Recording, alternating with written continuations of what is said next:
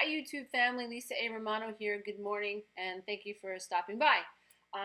We are in my kitchen today, which I don't usually do, but my computer was in the kitchen. I just received an amazing email from a YouTube viewer and I'm about to go out for my run.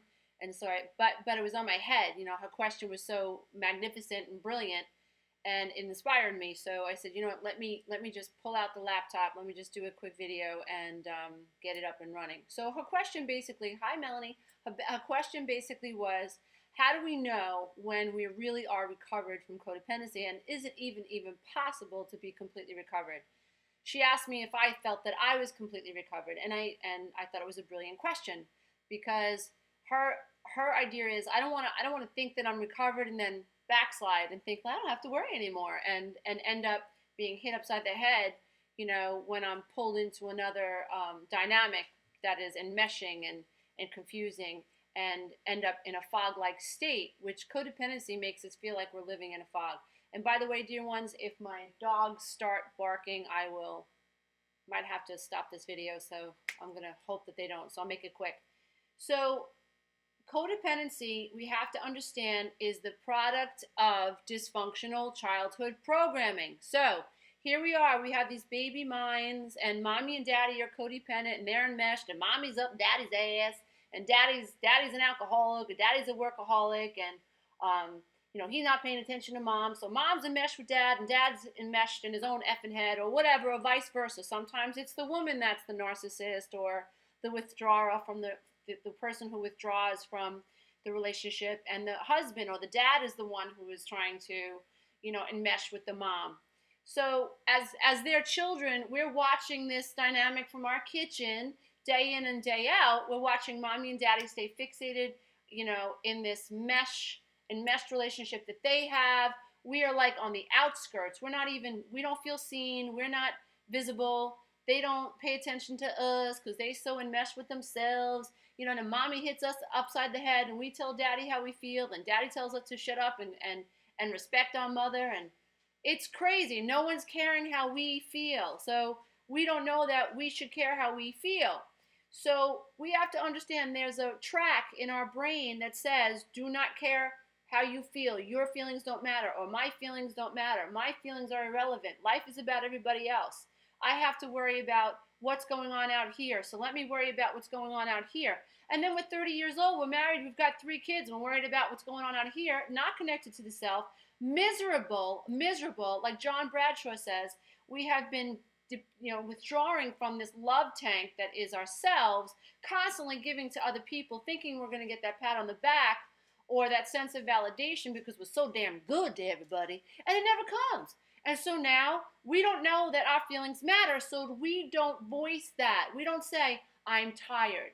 We don't say, I'm resentful. We don't say, I'm frustrated. We don't say, I need help. We don't say, something's wrong.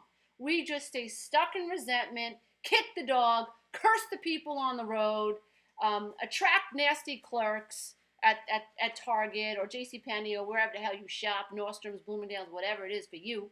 And we are just constantly reacting to this negativity, but we're unaware that we are projecting that negativity.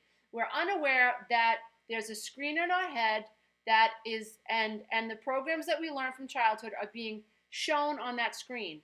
And then what we do is we don't understand it. It's so supernatural, dear one. It's ridiculous. It's absolutely ridiculous how supernatural it is.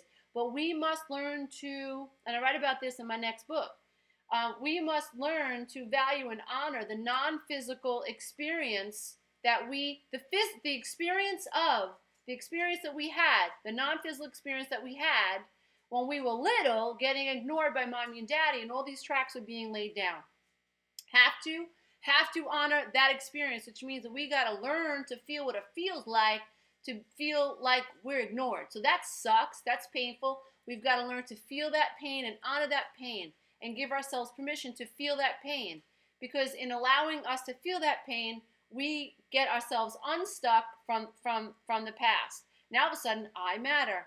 You know, my feelings matter. It's not okay to ignore me. It's not okay that I ignore me. But you're ignoring me because I ignore me. And I ain't going to ignore me anymore. So it's going to be impossible for your ass to ignore me anymore. That's what happens. When you start to wake up, you don't ignore yourself anymore, and suddenly you are seeing yourself, and now you're bringing yourself your true self to the table. And now people are finally seeing you, and they don't like it because you're pulling them out of denial. So it kind of gets turbulent for a while, and it's supposed to, because you're suddenly becoming a person, and they don't know who you are, and it's not their fault. So there is some time to become adjusted to what's going to happen in your experience. But if you can really try to stay patient with the process, you'll get through. Now, to answer the question, do we ever really heal from codependency? My opinion is not going to be a yes or no. Do I consider myself healed? Yes, but I was not ignorant. I understand how the brain works. I cannot help that the tracks are there. I am never going to be able to delete. You can't press delete for the brain. Delete, delete, delete. It doesn't work. So what does that mean? That means that I always have to respect this physical brain. And I have to respect that there is a virus in it. But I have learned to work through the virus and override the virus, okay, which is dysfunctional programming. And every once in a while, if I get tired, if I don't take care of myself, if I don't take my vitamins, if I don't exercise, if I don't drink distilled water, if I don't take my Epsom salt baths, if I don't balance my electrolytes, and things of that nature that bring life source into my body, if I don't do those things, what happens is it's very difficult for me to stay conscious and aware. And then in my tiredness and my exhaustion, all of a sudden, I can hear an old program. Now, what I do now, because I consider myself a master, I really do, and that's what I want you guys to do. Master your mind. Don't let it wipe the floor with you. Using control. Take control of that steering wheel, because within you is a captain of a ship. Now, our dysfunctional programming taught us to believe that the ocean was the problem. The ocean's not the problem. The problem is we don't know we're the captain. That's the problem, because our parents have taught us that we're not important, that what we think isn't important. But it's everything. What you think and what you feel is everything. And you have the right to jump into the driver's seat of your experience, which is your brain. You have the right to take control over it. So I do consider myself healed. However, I respect the fact that my brain is an organic thing, and that in my amygdala and in my hippocampus are stored patterns. That's a divine thing. My brain did the right thing. When my mother gritted her teeth, I knew I was either going to get hit or she was going to say something really cruel, and I was going to experience emotional pain. So now there's a pattern in my head, so that when people move a certain way or squint their eyes or grit their teeth at me, the pattern in my head is, watch out, hell is about to come. And so that's a divine experience. Now what I have to do as the master of my brain is say, I can see the pattern. I can see the pattern. I was just on vacation, and we met this lovely couple, and he said something in passing, or the man said something in passing. He said, when women roll their eyes, that's a big one for me. Okay, what does that tell you, dear one? If you've been watching my channel long enough, you know that dude, his mother or his father or somebody that was important to him, made him feel unimportant by rolling his eyes. So his brain in the amygdala and the hippocampus is the association that rolling the eyes is going to create pain. So now the brain wants to avoid pain. So what the brain will do today, unconsciously, okay, when the captain's not at the steering wheel, what the brain will do is say, okay, captain, you's asleep. Well, what we're going to do is, we know that when so-and-so rolls her eyes, pain's going to come. So what we're going to do is we're going to protect ourselves from her, and we're going to jack her up before she has an opportunity to jack us up. And what do? It triggers the fear of being hurt, and we lash out first. That's how psychologically the ego is really driving the ship until your higher self wakes the hell up. So the ego says, how dare you roll your eyes at me? Oh yeah? Oh yeah? I'll show you. I'll show you. I'll show you. And then we get caught up in this dynamic, because the ego self is kind of like, will drive the ship that is us until our higher self wakes up, until we wake up to higher self. And that's what I'm trying to do, is wake your ass up to higher self. That's what my books are designed to do. That's what my blog talk radio shows are designed to do. That's what my website's designed to do. That's what my teleclasses are designed to do. It's all designed to help you understand that you are not your programming, but your programming is there. And your job is to disassociate or detach from and not become enmeshed to dysfunctional ideas anymore. Don't do it anymore. Recognize it, see it, become the observer self. So again, Melanie, do I consider myself healed? Hell yes. But dear one, I do what a lot of people don't do. I set my emotional tone every day. That's what I teach you in the teleclasses. I know exactly what I have to do, and I respect the being that I am. I respect myself on a cellular level. I respect myself on a vibrational level. My human imagination is everything. If I'm thinking all day, every day about an argument that I'm going to have with my brother, what's going to show up? What am I creating? I'm creating that future reality. I'm ready, set, go. My brother calls, I'm on the phone. Yeah, what's up? And the minute he says something, that's it. We're at it. We're at it. Here we go. A recreation from my childhood, and we're at it. It isn't until I stop recreating that drama in my head first that I can create a different reality. So now what I do in my head is I don't go there anymore. I used to, because that was my pattern, and that's when the ego was running the ship.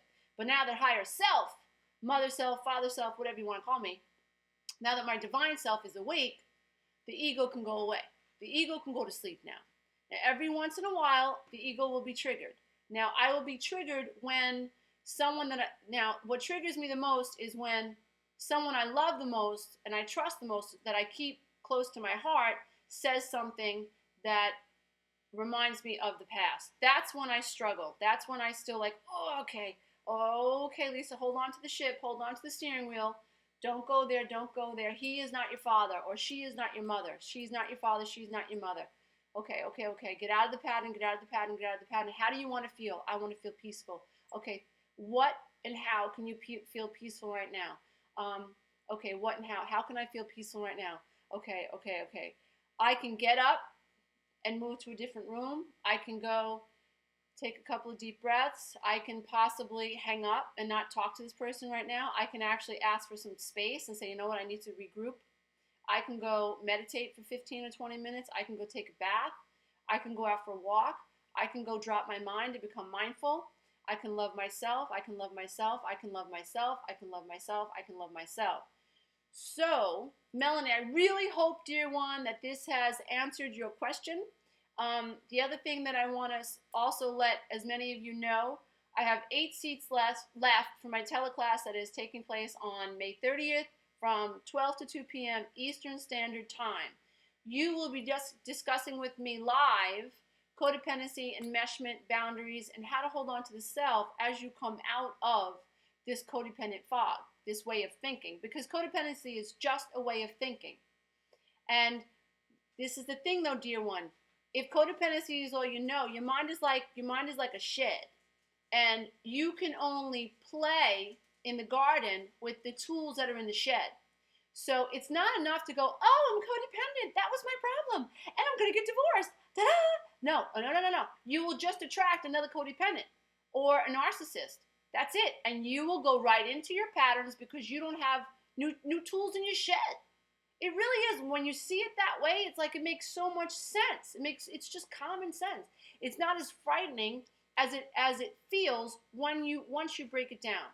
And so I've broken it down, and that's what I love sharing with you because it empowers you and it brings more love and light into this world. How fantastic. I am sowing karmic seeds of love and light for my children, for my grandchildren, for my great-grandchildren, for my great-great-grandchildren, for my great-great-great-great-great-great, for your great-grandchildren. Children people will never met. They might never even know about us. But it's so cool because we're sowing karmic seeds by becoming abundant in love and light, by encouraging one another. If you have read any of my books, The Road Back to Me, My Road Beyond the Codependent Divorce, Loving the Self-Affirmations, and Quantum Tools to Help You Heal Your Life Now, please, dear one, please take a few minutes and write me a review on Amazon and or Barnes & Noble because your opinions matter. This is how